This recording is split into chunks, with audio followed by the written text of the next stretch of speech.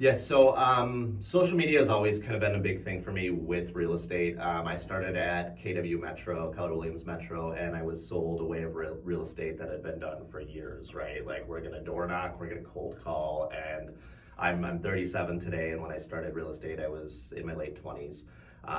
And I knew that I wanted to do things different than what everybody else was doing, right? I knew social media had power, and very early on, I took a very extensive social media marketing course. Okay. So that's where the Facebook journey kind of began. And then over the years, I've kind of stumbled through a couple different brands. I started Inked Michigan Realty, and we were an associate broker with EXP. And then I brought in some equal business partners and realized I had made a mistake with bringing in equal business partners. Goals just weren't the same on all sides, and walked away from that and started what I have now, which is History Loves Company.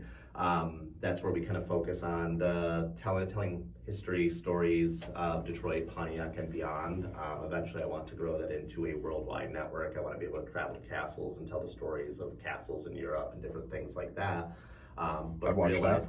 Yeah, right. That sounds awesome. Realizing how hyper-local like each platform is, and specifically YouTube. So like Facebook has been wonderful. I mean, I've grown to 53,000 followers on Facebook. It is a very powerful community. It's mainly Detroit and Pontiac based, but continuing to grow every day.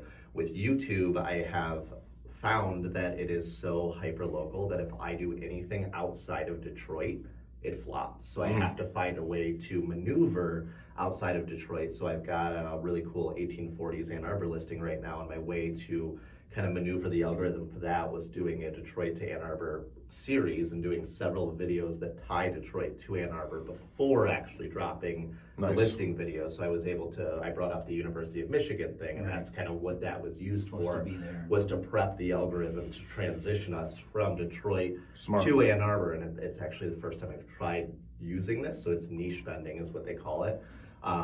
And I was able to see the first video I